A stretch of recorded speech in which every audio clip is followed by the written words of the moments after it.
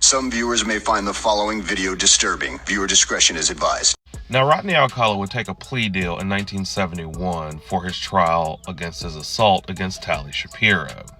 And it should also be noted that up until this point, there had been clear signs, and the police and the investigation would learn a lot of these things. For starters, not only would the police learn about the diagnosis that Rodney Alcala's superior officers would give him, they would also learn about his history of going AWOL.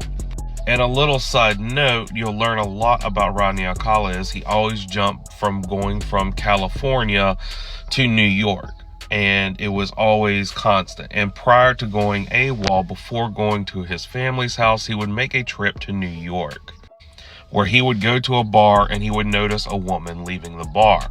And he would later recall in an interview that something had told him to chase the woman down.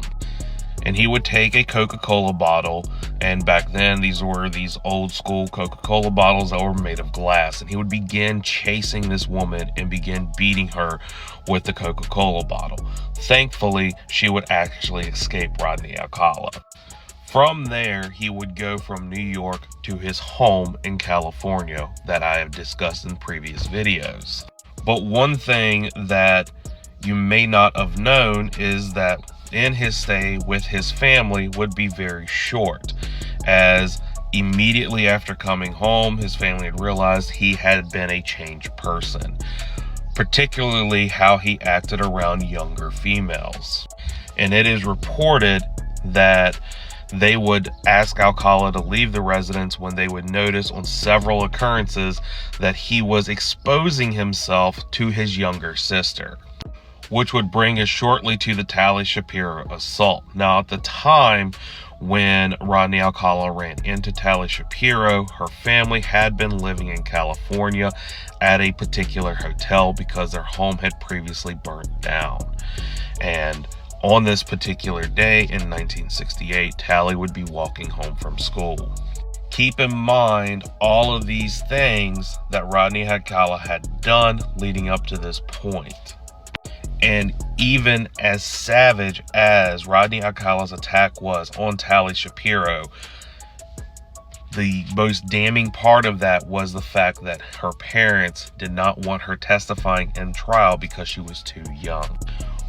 Who would blame her parents, knowing that their daughter, who was in a coma after the fact for 32 days, would have to once again come face to face with the guy that tried to unalive her. But unfortunately, because of that, they could not charge Rodney Alcala with two other charges that the police wanted to charge him with, and could only charge him with child molestation. Now, while Rodney Alcala was incarcerated, he would play a role as a model citizen or put on the image that he had been rehabilitated. And after his attack on Tali Shapiro, he would be released from prison after being arrested in 1971 after serving only 34 months in 1974. But this would not last very long, as within a matter of weeks after being released from prison, Rodney Alcala would find himself back in prison, where they would find Rodney Alcala, full-grown man, hanging out in a park smoking cannabis with a 13-year-old girl by the name of Julie J. Now, Julie J would claim that Rodney Alcala had kidnapped her, but Julie J did not have the best reputation, as she had several run-ins with the law. But they would find out that Rodney Alcala had committed inappropriate touching and kissing of 13-year-old Julie J. But they would know that because at the time cannabis was very illegal, they would charge him with smoking cannabis, and he would serve another 2.5 years. And he would be released in 1977, but this time he would have to leave as a registered SMEX offender.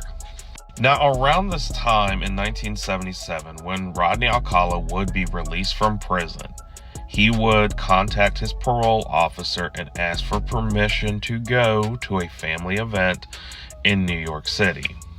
This has to be what I think is the most shocking point about this entire thing, as not only is Rodney Alcala known as a repeat offender, but he's also known as a very blatant flight risk, and the parole officer would allow Rodney Alcala to travel from California to New York. But the parole officer would also contact the New York City Police Department about him coming into New York, where Rodney Alcala would meet his next unfortunate victim, 23-year-old Ellen Jane Hoover.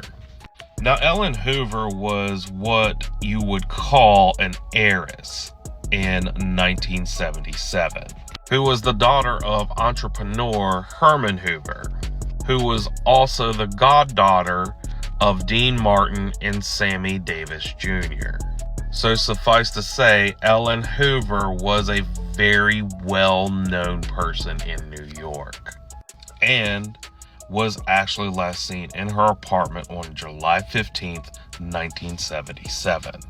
So Herman and the police would be doing everything trying to find Ellen Hoover, and the police would notice something when they would go into the apartment of Ellen. And as they would go into the apartment, they would look on her calendar, and on the day that she would go missing, there was one name on her calendar, John Berger. The police would quickly call in Rodney Alcala and would question him about his whereabouts with Ellen Hoover. And while he was being interrogated, Rodney Alcala would tell the police that yes, he had been in fact with Ellen Hoover on that day, but he had only met up with her to take some pictures, and that they had taken some pictures over at the John D. Rockefeller estate. The police would then ask Rodney Alcala if he was interested in taking a polygraph test, which they would decline. And because at this point in time, they had not found Ellen and they did not know the whereabouts of Ellen, they couldn't really charge Rodney Alcala with anything, so they let him go. And unfortunately, they would not find Ellen Hoover's remains until about a year later in 1978, where they would actually find the skeletal remains right on the John D. Rockefeller estate overlooking the Hudson River. It should also be noted that around the time that she had went missing, there was an aspirin model in that particular area at the same time, where she had noticed Ellen Hoover taking photos with John Berger. After this police investigation in New York, Rodney Alcala would move yet again back to Los Angeles, California. After his move to Los Angeles, he would start working at LA Times as a typesetter. And Rodney Alcala would once again find himself in another police investigation. But this would be an investigation as he was not a part of. Because at the time of 1977 in California, the police were currently looking for another pair of serial schmillers, the Hillside Stranglers. And because these were crimes that were very schmexual in nature, they would go around and basically interview anyone that was a schmex offender, and Rodney Alcala being a schmex offender from his crime against Tali Shapiro. But even though he would not be guilty of the Hillside Strangling, he would find himself in another brief sentencing, where they would once again catch Rodney Alcala with another smoking cannabis charge. Now, after this charge, it is said that Rodney Alcala would go around asking random people to take their pictures as a way to build his portfolio. His co-workers from LA Times would often recall looking through these portfolios and would immediately be uncomfortable because most of these portfolios would involve very young people, even children, men and women, boys and girls, in various stages of undress. But they would not say anything, as they had assumed that the parents had given permission for Alcala to take these photographs. This is one of these photos. I can't really show other photos as they're pretty inappropriate.